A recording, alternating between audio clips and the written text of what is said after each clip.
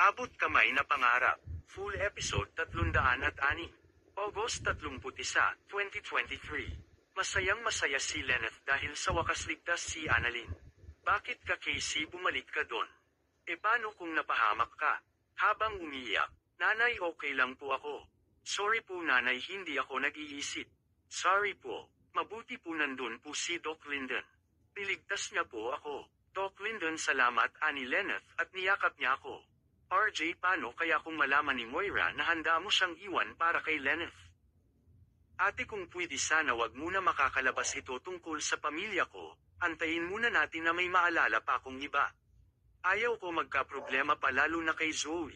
Okay, Ube. Ani Jessel, dad habang umiiyak na yayakap kay RJ.at nagyakapan ang dalawa. Dad, okay ka lang ba? Okay lang ako, Zoe, konting sugat lang ito. Mabuti na lang at niligtas ako ni Lenneth. Bakit ba kayo magkasama ni Tita Lenneth? Tanong ni Zoe. Nagkataon lang, Zoe, na nagkita kami sa flower shop. Bibili sana ako ng bulaklak, siya rin bibili ng bulaklak.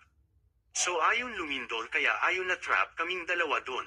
Okay, Daddy, sabay yakap ulit sa ama-amahan. We're gonna buy flowers for me. Tanong pa ni Zoe kay RJ. Actually para kay Annalyn. I'm sorry na hindi ko sinabi sa'yo. Alam ko, Casey, magagalit kayo. Ayaw ko na mag-aaway tayo. I just wanna give her something. Sabi pa ni RJ sa dalaga. Buti na lang nandun si Lenneth because she saved me. Kung wala siya baka ano nang nangyari sa'kin.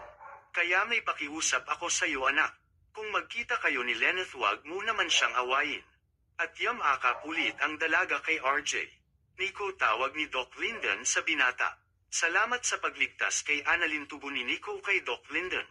Marami pang pag-uusap at sa huli di pa din napatawad ni Nico si Doc Linden. Annalyn, ano ba ang nangyari sa paa mo? Lola, mabagsakan po ng bato nung sinubukan po namin niligtas si Precious. Anak, okay lang na magligtas ng ibang tao pero lagi mong iisipin ang sarili mo. Namiss ko ta, anak, yung sinusuklayan ko ang buhok mo. Alam mo, anak, bibilhan sana kita ng bulaklak. Ang ganda ng bulaklak na binili ko sana kaya lang ayon lumindo. Lenneth, totoo ba na magkasama kayo ni RJ sa flower shop? Tanong ni Tia Susan. Ano totoo? Oo, Tia, may naaalala na daw siya tungkol sa akin, Annalyn, Tia. E ano yun? Handa daw po niyang iwan ang asawa niya para sa akin, yun po ang sinabi niya sa akin. So ipakiusap ko sana sa'yo na ayusin mo na ang pakikitungo kay Annalyn. Pakiusap ni Tita Jessel. Tumanggo lang ito. Dahil alam ni Zoe na iniligtas ni Annalyn ang mami niya kaya umiyak ito na nagsabi kay Tita Jessel niya .na muntikan nang mamatay si Moira pero dahil kay Annalyn mabuhay pa ito. Nanay, nandyan pa po ba si tatay? Gusto ko po sana siyang dalawin. Pakiusap ni Annalyn kay Nanay Lenneth. Kaya pinuntahan niya ito. Annalyn, pwede ba na ikaw muna ang magbantay kay Daddy, ani Zoe? Pag-alis ni Zoe, yamakap ito kay Tatay RJ. Bakit ka, Piley, anak? Anong nangyari sa'yo? Nabagsakan po ng bato nung nandun po ako sa convention. Pero okay lang po ako, Tay. Kayo po, okay lang ba po kayo? Anak, may itatanong ako sa'yo. Nagmahalan ba kami ni Lenneth noon?